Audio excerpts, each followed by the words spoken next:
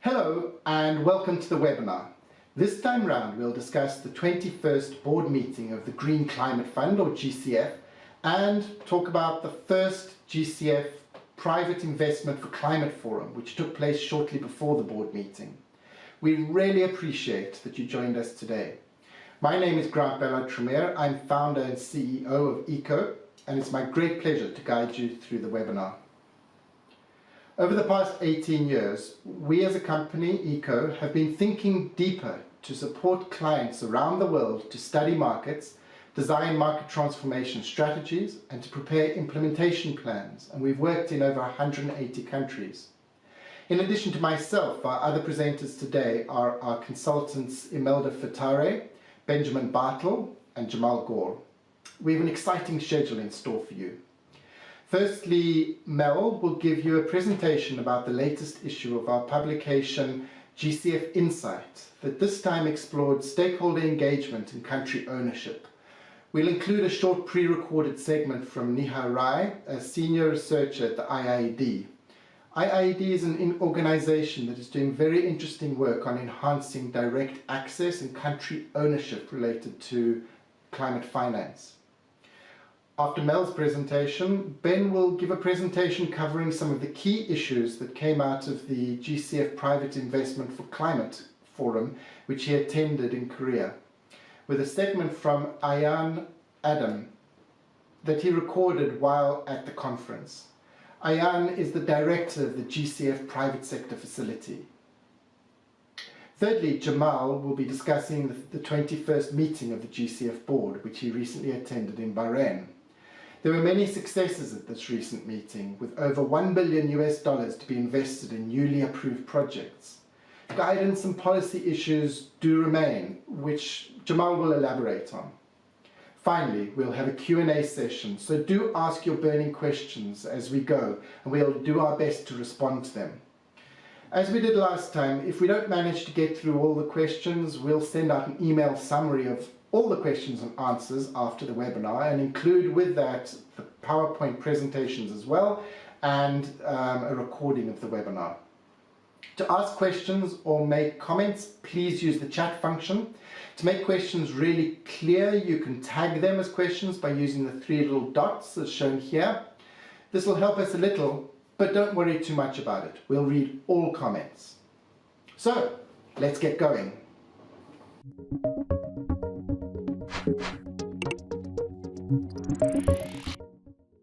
Imelda Fitare, or Mel, will now speak about the study we carried out in the run-up to the board meeting as part of our series called GCF Insight.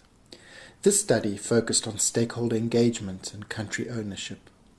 Mel recently joined our team. She has over 20 years of experience in a wide range of sectors, including water, waste, food, governance, livelihood development, climate change, of course, disaster risk reduction, gender mainstreaming, and emergency and humanitarian response, and brings this diverse background to bear in our project formulation work. Mel, over to you. Hello everyone. I'm going to run through the results of our most recent survey, GCF Insight 10, which focused on stakeholder engagement. Now, many of you have previously contributed to the Insight surveys by telling us what matters most, and that has helped us to select previous topics, for example, co-financing and gender inclusion. We decided to put the spotlight on stakeholder engagement this time in light of the fallout from GCF B.21, the July board meeting, where we saw members of developing country constituencies challenge transparency and representation. So in acknowledging GCF board level issues, we would like to better understand what was happening on the ground and to what extent stakeholder engagement can be improved in project development to support country ownership. I've provided a breakdown of who responded to the survey, and we can see that there were 72 respondents in total. They're comprising national designated authorities, accredited entities, consultants, academic institutes and NGOs, and also a handful of those who declined to comment. Now, most significant here is that 2/3 comprise national designated authorities and accredited entities, and also in total 79% of respondents have direct experience with GCF projects. So this really just adds to the relevance of the results I'm going to share with you now. With board governance being queried, we asked how likely it was for the GCF board to resolve recent stakeholder issues within the next 6-month period. What we found, as you can see, is that 50% believe this to be an unlikely scenario. We did not dig down into why this was and whether or not there are legacy impacts. However, what we did find is that this response was across the board from all groups. The GCF board has, however, sought to close this gap of confidence by integrating modality changes in preparation for the recent B21. Some of those changes include inclusion of more equality, transparency, and the empowerment of the Secretariat. How these changes actually affect stakeholder engagement practices remain to be seen, and perhaps this is something some of you might like to comment on during Q&A. Next, we explored performance in stakeholder engagement, looking at 3 stages and asking respondents to apply star ratings to the 3 stages of meeting and consulting with stakeholders, recording and considering feedback, and then integrating feedback and adjusting design. Now, from the results, we can see an average of 3 stars, with the anomaly of the last stage where there is a higher star award to integrating feedback and adjusting design. So what we could read from these results is that there is room for improvement. If we were looking for 4 stars to 5 stars, we would need to lift our game and deepen that stakeholder engagement opportunity. Now, how we would do that and what barriers we face are conversations that the community needs to have. But we can assume that if we stay at a 1 to 3 star rating, this would impact project design stage, if not the whole GCF life cycle. Exploring with climate project developers what can help progress the stakeholder engagement process, national coordination was the top result. selected by 24% of respondents, followed by training in how to engage, closely followed equally at third place by more funding and more staff, improved stakeholder identification in fourth place, and finally, on the ground, better connectivity and telecommunications.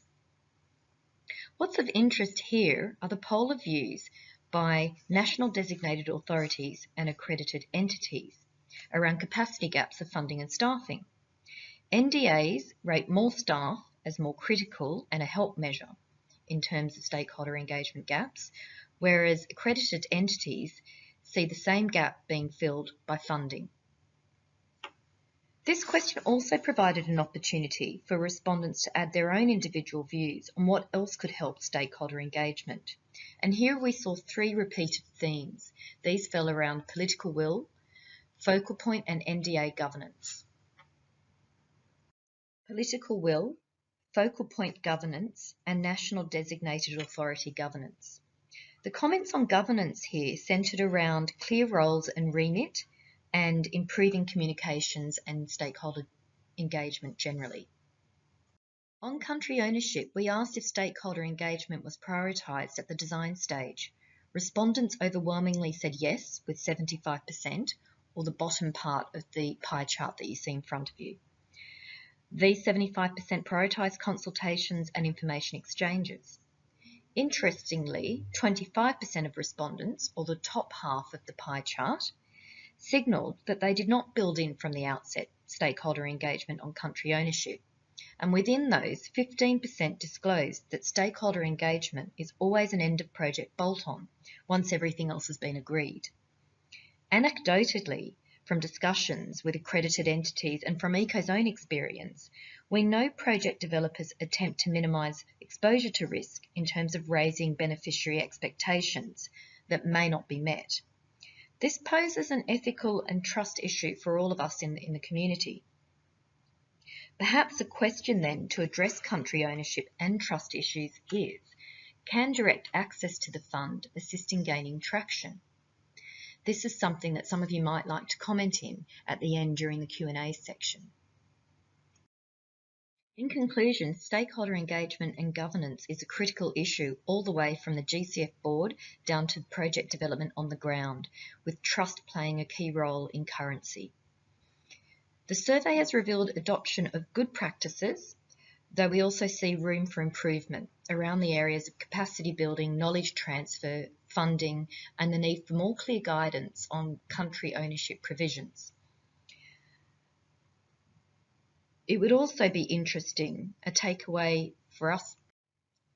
Our takeaway at ECO is that it may be in all of our interests to further investigate barriers and barrier removal in terms of stakeholder engagement so that we can optimise project development and, in fact, GCF project lifecycle.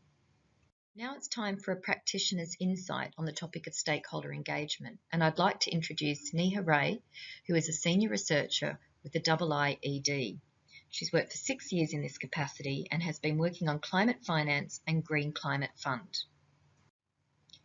Neha is going to share a few of her experiences on the ground in terms of stakeholder engagement practices, barriers and opportunities. Thank you, Neha. Thank you very much for inviting IID for this very interesting discussion, especially when we know at the country level there are several barriers to stakeholder engagement in project development, and it's important to understand how we can deal with those barriers so that there's more effective project development for these large funds like the Green Climate Fund.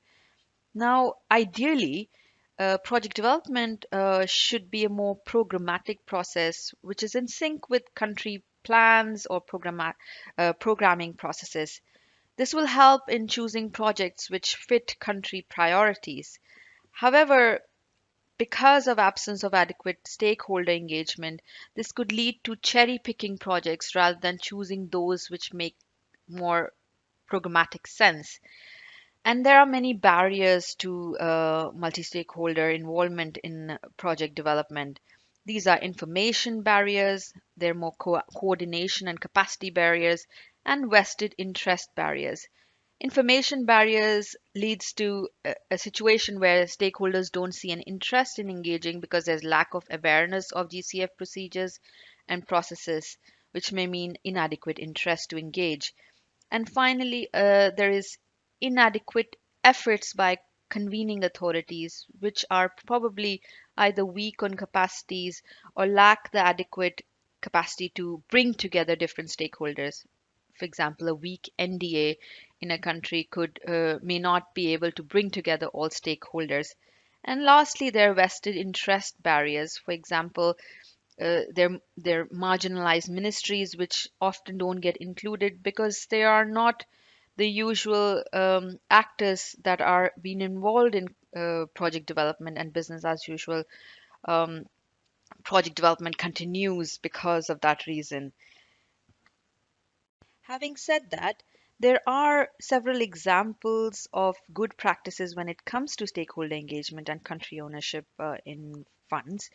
Bangladesh is a good example where the NDA has been a very strong convening authority, has tried to link up with country programs such as NDCs and their climate change strategy, and also made efforts to coordinate donor efforts and also bring together public private partnership in developing projects for the Green Climate Fund and other funds. So, bringing the right competencies and the convening authority of the focal point can be quite crucial in bringing together multi-stakeholder engagement in project development. Also, creating some avenues or for multi-stakeholder engagement within the GCF requirements will be quite helpful. For example, the EDA requires um, countries to report on a very strong multi-stakeholder engagement process, but this is not prevalent across all project conceptualization and development processes. So it's important that some way of multi stakeholder engagement is included within the GCF processes or requirements. And finally, I think it's important that we start looking at country ownership beyond um, big players who get access to finance and the institutions that get access to finance within countries. So it's going beyond giving power in the hands of a few government bodies who are usual suspects. It's about inclusion of those who have remained in the margins of decision making within countries for several years. So it's not only about giving more authority and power to existing governments, but including others which haven't got included in the decision making processes. And this would mean going beyond usual ministries like the infrastructure ministries and agriculture ministries into more women and health and social welfare ministries who can submit projects, and also local governance ministries who can get direct access to finance. And there have been examples, for example, government of Mali and also in Tanzania, they are trying to get their ministries of decentralization accredited so that they can get funds channeled to the local level directly. And these ministries have been accessing finance but not much of climate finance. And it's important that these type of actors who remain on the fringe of decision making on climate finance gets more included, and that would be more country ownership rather than saying power is in the hands of a few government bodies. Thank you. Hope this helps in unpacking some of the practical issues on stakeholder engagement on ground, and I'll be happy to answer any few questions. Thank you. Thank you, Mel, and thank you, Neha. While we pre-recorded Neha's segment, I'm pleased to say that she is also participating in the webinar today. Ben will now speak about the inaugural Private Investment for Climate conference and some key issues that emerged from that. Ben is a project formulation specialist in our team who has worked on designing a very wide variety of market creation projects in both mitigation and adaptation sectors. Over to you, Ben. Thank you for the introduction, Grant. I am Ben Bartle, and I will be talking about the Private Investment for Climate conference that I have just recently returned from in Songdo. Well, it shouldn't be news to anyone that the future of climate change finance really lies at its ability to attract private capital. There is simply no way that the enormous sums required to address climate change in vulnerable countries can be raised without the committed involvement of the private sector. This was the first initiative of its kind and size to bring global players from the private sector together to talk about how to mobilize private investment for climate. Bringing together the right players was key. The conference itself was at an opportune time. Not only had the IPCC report came out earlier that week and had outlined the urgent need of reaching a 1.5 degrees target, as well as outlining levels of private and public capital and de-risking of key sectors that was necessary. But the GCF had also just hosted the global meeting of the GCF nationally designated authorities from developing countries earlier in that week. The conference kicked off with Javier Manzares, interim director of the GCF, and brought the attention to the fact that only around 5% of last year's global investment was dedicated to the climate funds or climate funding, and that given the IPCC report, which had come out that Monday, the GCF conference was really at a decisive time. He said the board has decided to really take the risks that others wouldn't, and the capacity to take that risk is needed now more than ever. He said really we were there to learn from the private sector models, best practices, as well as insights, and also to leverage our collective goals. Talk was centered around, of course, the fact that the Paris Agreement committed $100 billion a year to climate change finance without being entirely clear where it would all come from. When you think about it, the only numbers that make figures like $100 billion look digestible are those involving global asset management, which is around $71.4 trillion according to Boston Consulting Group, and more specifically pension funds, which is around $36.4 trillion in the 22 biggest pension markets, and that's according to Willis Towers Watson. And climate finance does need some of that money. This was reiterated by IPCC head Vice Chair Dr. Yuba Sokona, who laid out what the IPCC report means for the Green Climate Fund, and that is that there's a clear need to assess the needs of developing countries, and also in the context of this conference, the investments in climate resilience and reducing emissions identified by the IPCC, they need to be bankable. They need to be profitable in most cases, and the GCF obviously has a role there to de-risk these investments that otherwise would not be taking place. So what were some of the key messages about what is needed in order to realize that necessary deal flow? Well, from institutional investors, and it comes as no surprise, even in the ethical, sustainable investments, money has to turn a profit, and to do so with due consideration of risk as well. And there's no point in expecting private institutional money to go to the world's most climate vulnerable places without a solid investment rationale. The future of climate finance really rests upon creating the structures and the environments where this can happen with sufficient scale. It is underway, of course, but that's all. A huge amount is yet to be done on financing. We must be realistic. The model is working, but it's not working fast enough. That's what we're hearing. And we are nowhere near getting the type of volumes and the deal flow that's required. So the investors there, we were asking, what do we need to do? Well, first, there's a need to send the right signals. The Climate Markets and Investments Association, for which I am a board director, shameless plug there, we hold the important role of private sector observer at the GCF board. Now, the CMA wrote an open letter to the GCF board, I quote, "Following the issues that emerged at B20, the world is watching, particularly in the light of the IPCC report, and we will expect progress towards COP24. Throwing their weight in there as an industry association, CMA really was encouraging firm steps towards good governance, and also applauded that the GCF was actively seeking collaboration and alignment with the private sector at the conference. Now, speaking the same language as the private sector is absolutely critical. Una May Gordon, who's the Principal Director of Climate Change in Jamaica, rightfully said, "We need to speak the language of the private sector. Making the case for action to business requires speaking their language in terms of profit and loss, revenue and market share, and as well as risk and opportunity. Words like adaptation, mitigation, private sector engagement, these have all originated from very public sector background within the UNFCCC, and they don't mean a great deal to business. We heard about scalability.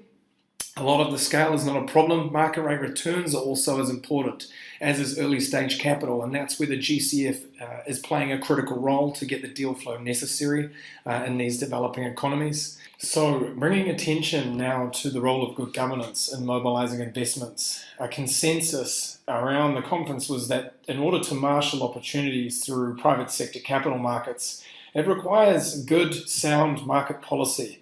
And Patrice Baker from AFIG Funds said the first obstacle is finding a bankable project. The second set of obstacles is regulation. And third, any type of changes requiring incentives. Market players are simply not going to change behaviours, and it will be an uphill battle to get projects financed, and that's where there needs to be a close relationship between government and the private sector. There was also talk of emerging markets outperforming developed markets. This is, of course, nothing new, but in terms of innovation and climate change, this is great. We heard some great examples. We heard about activities that have been doing particularly well, those in the electricity sector regulatory markets and scaling up in renewables, particularly in Africa, where regulatory market reform has encouraged private sector investment at scale, such as selling to the grid, and also the innovative pay-as-you-go home solar systems as well. In regards to some of the challenges, we heard there was no shortage of off-grid energy companies in India. However, they cannot scale up their operations because of high upfront costs, high operating capital requirements, small revenue ticket sizes, and irregular payment cycles. This is where the GCF can help by providing first loss instruments and also revolving credit to catalyse lending from banks there, and also other sources of debt to the sector. The question, however, that was on everybody's minds was how do we take that scalability that we've seen in the renewable energy sector to the adaptation sector? Jay Coe, the CEO and founder of Lightsmith Group and member of the Private Sector Advisory Group from the GCF, said very strongly that we need dramatic action on adaptation. And here's where the GCF can play a transformational role in that regard, to create the first set of examples of returns, of business cases, of instruments and strategies that can actually generate the data that's necessary that will then allow you to scale up the adaptation space, just as what happened with renewables 10 or 15 years ago. Jay reiterated we need that intervention now. If the GCF can't deliver this fast capital and credible early stage and transformational commitments, then there's a real question whether the private sector will ever fully engage with the GCF. We also heard how and why insurers are vital to bring private capital to climate change finance. Insurance is a big pool of capital that has been underexploited traditionally in climate finance. And there's a slow recognition that insurance can take the risk that other forms of capital simply can't take. So bringing insurers into the picture can make other investments happen that otherwise wouldn't be made. Speaking with other attendees from all walks of life, I kind of got the impression that while this was a great first step, there was still much more to do.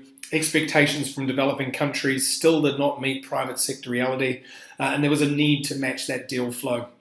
Early stage finance, utilising de-risking capacity of the private sector with the needs and expectations of the public sector is necessary. One thing on everyone's mind was what was going to happen at the GCF board meeting the following week, given the last poor performance of the board.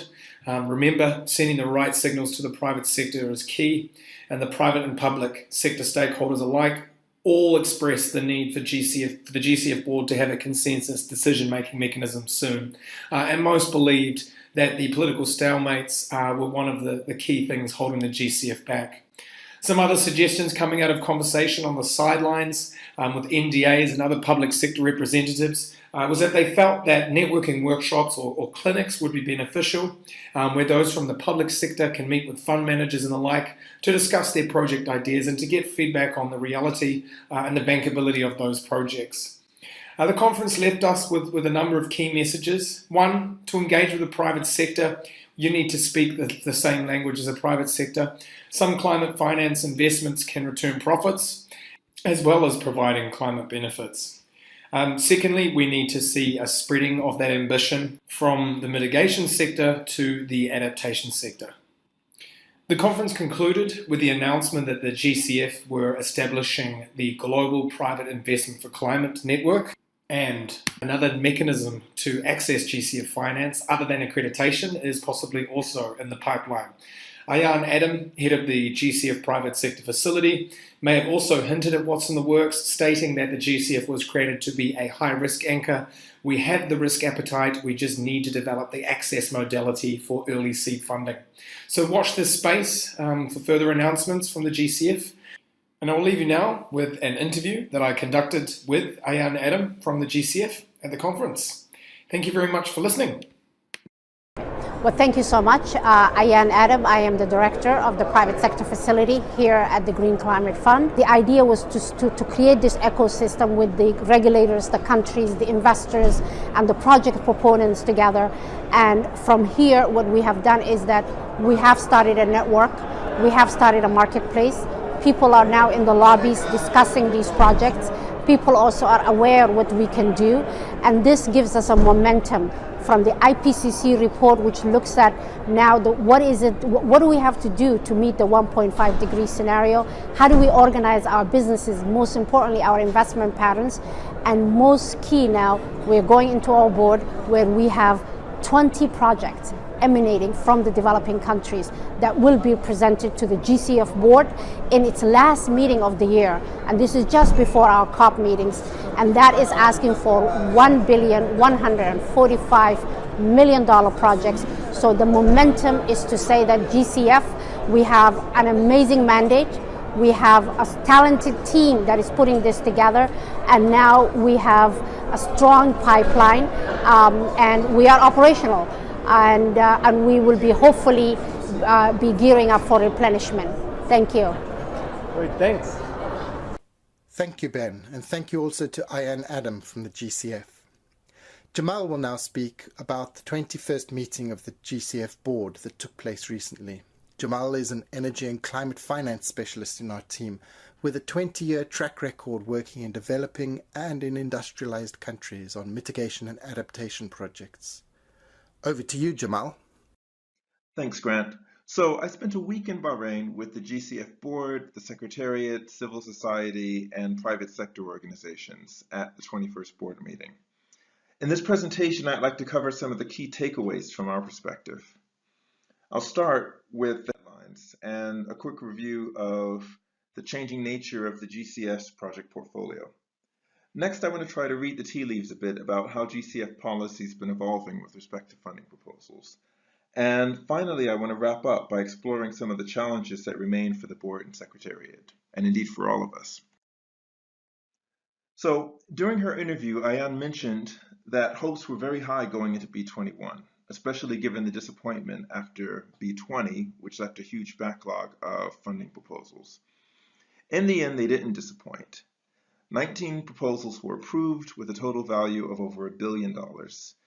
The board also approved 16 new accredited entities, of which 10 were direct access entities, and they launched their formal replenishment process. In addition, they confirmed Javier Manzanares as interim executive director, and they reappointed the World Bank as trustee. Now, both of these are essentially confirming the status quo, but they show good governance nonetheless. In addition, the board agreed a process for making decisions between board meetings, which will hopefully lead to less packed agendas during the board meetings themselves. So let's look at the projects that were approved during B21. Of the 19 projects, 3 were from direct access entities: CABE in Latin America, Development Bank of Southern Africa in Southern Africa, and Hasbank in Mongolia. So a nice regional mix there. Notable amongst the portfolio of projects was FP095 from AFD, which has received GCF funding of $277.4 million, and that makes it the biggest GCF project approved to date. Of the funding provided by the GCF, 51% came in the form of loans, 49% as grants, But I put a star there because of the grants, roughly 100 million is a reimbursable grant, roughly akin to a zero interest loan. Of the portfolio of projects, 54% are considered cross-cutting, a mix of adaptation and mitigation, 13% pure adaptation, and 33% pure mitigation. Now, the board has complained in the past that this cross-cutting category makes it difficult for them to tell whether or not they're on track to meet their goal of a 50-50 split between adaptation and mitigation. What we can see is that after B21, roughly 42% of the project portfolio is now mitigation and 24% is adaptation, and 34% is still in that cross-cutting category that has to be individually unpicked. An important observation from this portfolio is the changing co-finance ratios. Before B21, the portfolio average of the 76 or so previous projects was just under 2, which meant that for every dollar of GCF funding provided, $2 came from elsewhere. The average for the B21 portfolio was closer to 2.4. And the combined total after this board meeting is just over 2. So the co-financing ratio is creeping up. We expect that to continue, but perhaps that's a discussion for another time. Beyond the headlines, the Secretariat is pushing hard for additional policy guidance from the board. First and foremost, they want further clarity on financial planning of the remaining commitment authority of the GCF. They made some proposals on restructuring and cancellation, what to do with projects that have lapsed, that were approved with conditions but have not been able to meet all of those conditions before the 120-day period has elapsed. They've put in some proposals for a two-stage approval process to increase project quality. They've given further clarity on incremental cost rationales. They've given clarity on how to address concessionality questions, and they've given further clarity on how they're addressing co-finance with 3 categories, which we'll talk about soon. So I'll talk about 3 of these. First, financial planning of the GCF's commitment authority. The main issue here is that after B21, the GCF will have roughly $2 billion to spend until they're replenished. Of this, they want to set aside $500 million, and that gives them $1.5 billion to actually invest in project activities. This is against an anticipated funding pipeline of $5 billion for 2019, so there's a very obvious shortfall. What are they doing about it? Well, what we've seen anecdotally is that the Secretariat's been asking accredited entities to simply reduce the amount of money they're requesting from the GCF. They're also encouraging gently a shift to loans and guarantees, and we see that in the portfolio that was approved at B21. And they're encouraging accredited entities to request funding be provided in tranches, with most of the money coming due after the next replenishment.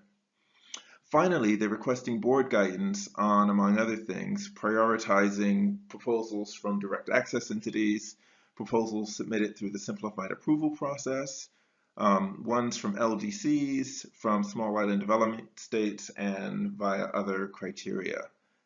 Unfortunately, the board didn't provide any clear guidance on any of those at this board meeting, but hopefully will soon. The next one I want to cover is the two-stage approval process. The aim here is to reduce uncertainty and project development costs for accredited entities who might go through an entire process only to have their proposal rejected at the end, and also just to overall improve the quality of proposals that the board is seeing. So option 1 is that all projects would be required to submit a concept note. The board would review that and comment on it, and then the project developer would take those comments into account in preparing the full funding proposal, which would then be approved or rejected as normal. In option 2, the board would have the option of rejecting the proposal or the project at concept note stage. So the project would never even get to the full funding proposal step. For projects that are not rejected and have received comments, then they prepare their funding proposal as normal and it's approved or rejected as before. Option 3 is a bit different. Here, the board would review what they're calling an enhanced concept note. It would have additional information. It would be a bit further along the stage towards a full proposal, perhaps. The board would decide which ones would go forward, and those would then be reviewed and then endorsed or not endorsed by the Secretariat Executive Director. The board wouldn't have to see it again. They would just have to receive confirmation that any points that were raised have been addressed. This is a lot more akin to what the GCF is doing, for example. So again, this was raised, but the board did not make a decision on it.